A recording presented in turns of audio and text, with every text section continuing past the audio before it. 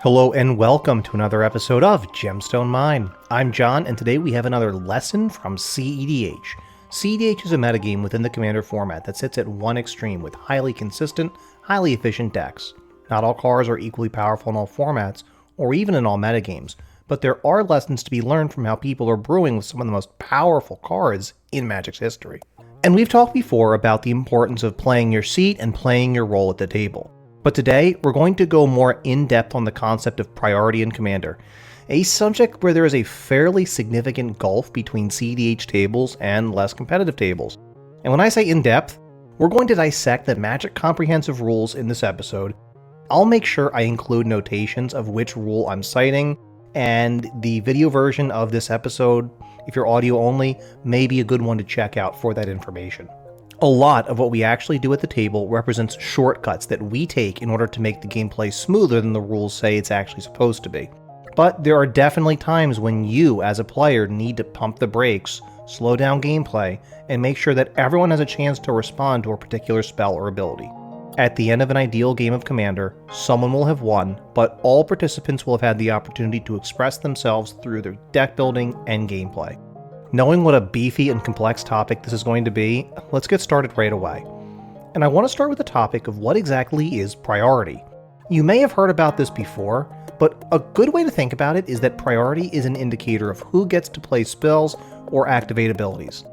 Think of priority as being like a baton that gets passed around the table for each player to take their game actions in turn.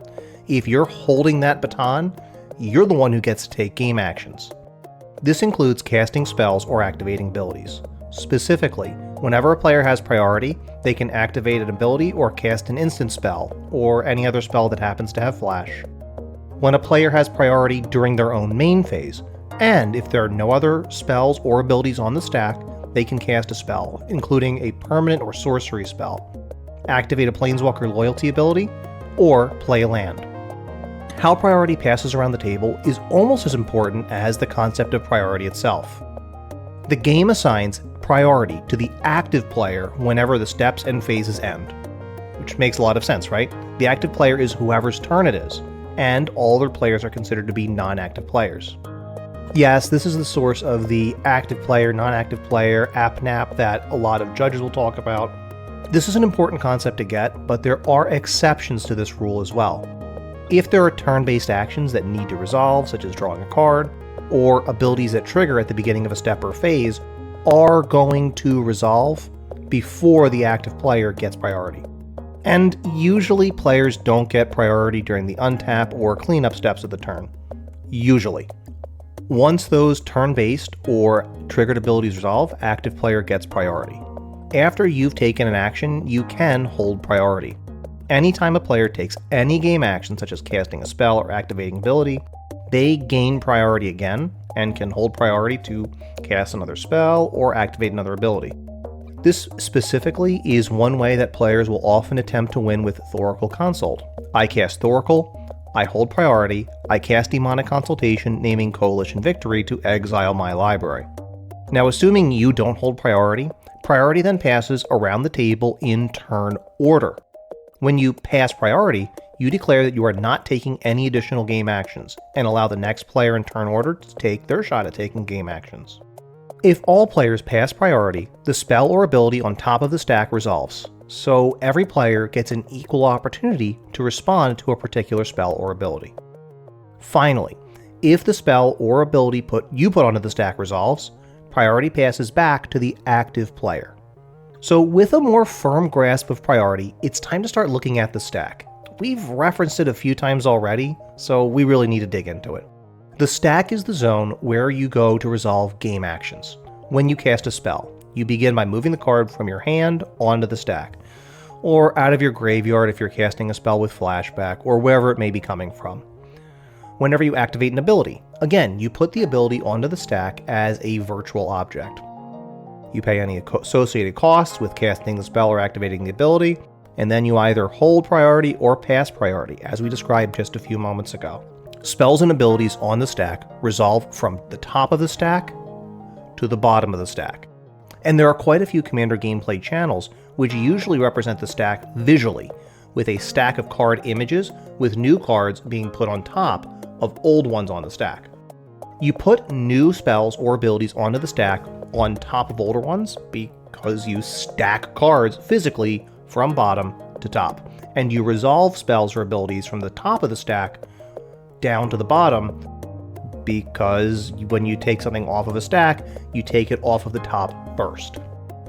When an object on the stack resolves, you remove it from the stack and it does the thing, whatever that might be. If it was a permanent spell, the permanent enters the battlefield. If it's instant or sorcery, the spell's effect happens and it's moved to the graveyard.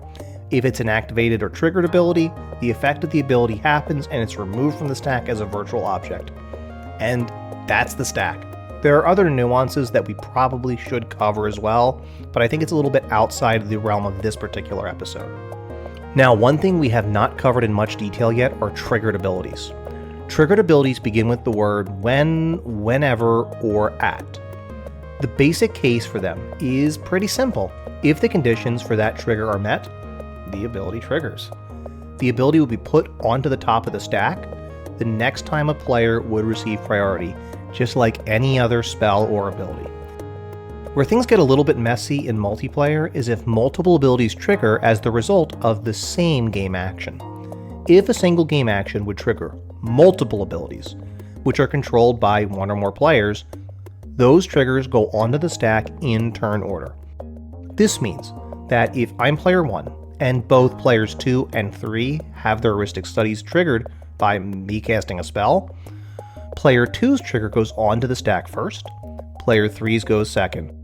And if I choose not to pay the 1, player 3 will draw their card before player 2 does, because it's going to come off the stack from top to bottom, but it's going to go onto the stack from bottom to top. It gets even messier if you consider the situation where if one player controls 2 different triggered abilities, then they're going to put them onto the stack in whichever order they choose.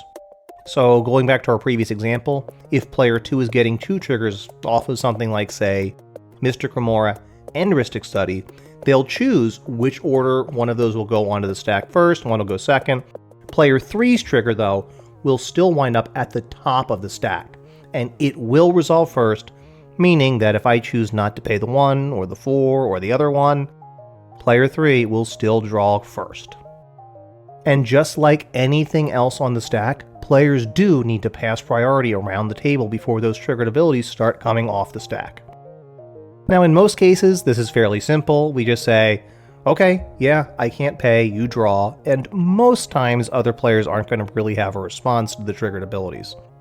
Now, the next thing to consider, making it even more complicated, is if there are triggered abilities, they're only really going to work if the ability actually triggers.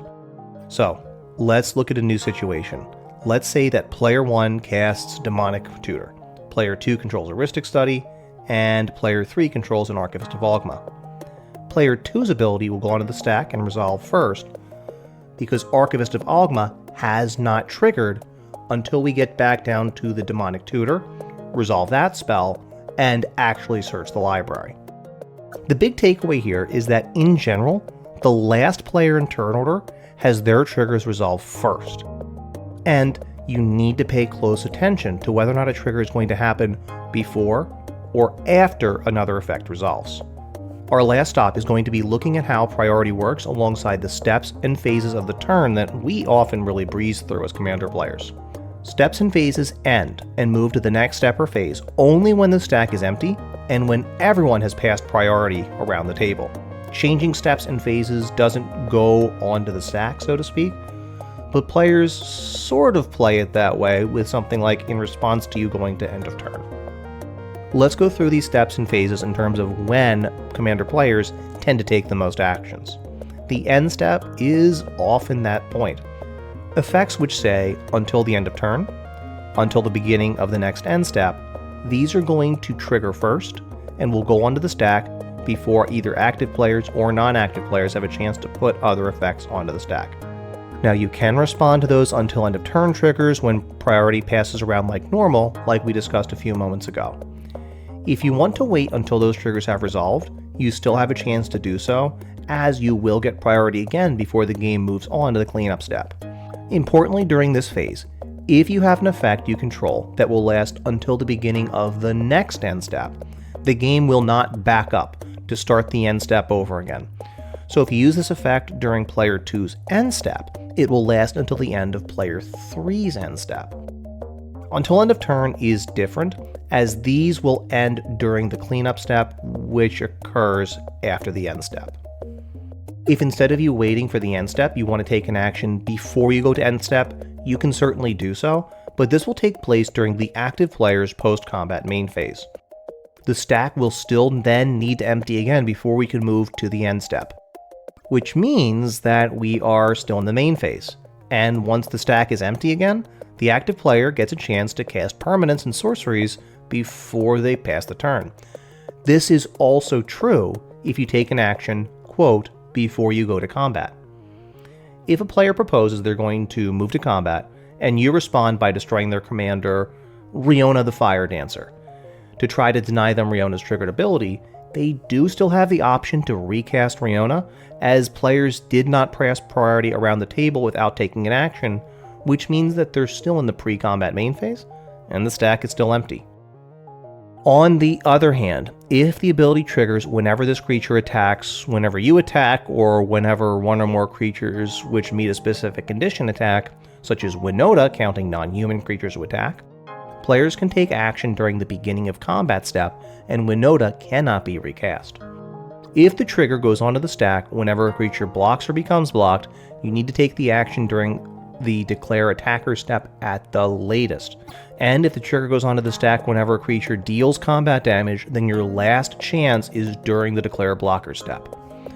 During your upkeep is another frequent place that players will try to respond to actions other players are taking. Remember that just like at the end step, at the beginning of your upkeep triggers will go onto the stack first, and as usual, you can respond to them, and if you're the active player and you have multiple triggers, you can put them onto the stack in the order that you choose.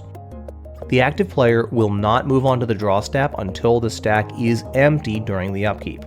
So sometimes players will want to wait until their upkeep to cast a top deck tutor, which can be the correct choice in some cases.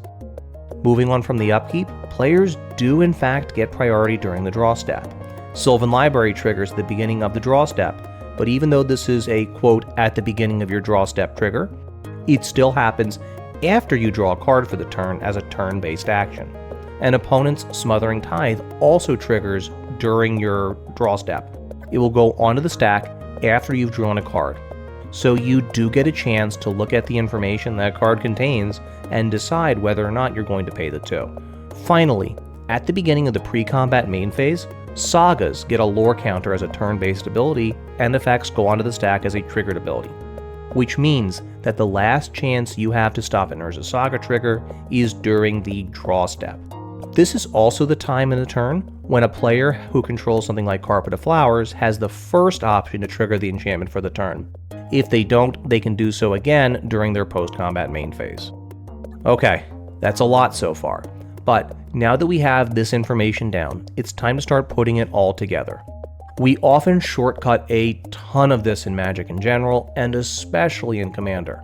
I mean, if we stopped and specifically required each player in a 4-player pot of Commander to pass priority whenever a player tries to go through the steps and phases of the turn, we'd be at the table all day. But remember, you do have the option within the rules to respond to whenever priority gets passed to you. So if something major is happening and you're worried that something big and scary is on the stack or showing up on the table, don't hesitate to speak up. Ask the players to slow down and be specific about whether they're going to respond to the scary thing on the stack or if they want to pass priority. Hey, player 1's spell on the stack is really, really dangerous. We need to work together to stop it. Player 2, priority is going to pass to you first. Can you do anything? No? Player 3? We've already discussed in our previous episode on playing your seat that the burden of interaction often falls to the players later in turn order. But Commander is a social game, and talking is a free action. If you're sitting in a late seat in turn order, such as sitting in seat 4 while player 1 is casting a dangerous spell that needs to be countered, speak up if you don't have interaction. Listen, player 2, player 3, I can't stop this. So don't pass priority to me or we're all going to be in big trouble. One of you needs to counter player 1's spell. Next, know the last chance you have to respond to certain commanders or strategies you see commonly in your metagame. As we mentioned a few moments ago, Rionia needs to be removed during the pre-combat main phase, but Winota can be removed during the beginning of combat step. If your opponents need to cast a spell during their main phase, the last chance you have to cast a silence is during their draw step. There are also a few triggered abilities which work at the beginning of the next end step, and remember that the game does not back up to start a new end step, which means that Feather Pilots, if you happen to cast your God's Willing during the player to your right's end step, you'll be without that spell until your end step. And your opponents will then have a whole turn where you don't have your protection spell to guard Feather against removal. Okay, I've done monster episodes before, but this was a monster episode. So I think I'm going to bow out here, even though we didn't cover state-based actions yet, and we skipped over a lot of other exceptions, but frankly I'm beat. So if you have any other questions on this topic, you can leave us a comment on YouTube, where we are Gemstone Mine Podcast, you can add us on Twitter, where we are Gemstone Mine MTG, or you can email us, gemstoneminepodcast@gmail.com. Until next time, I'm John, and this is Gemstone Mine.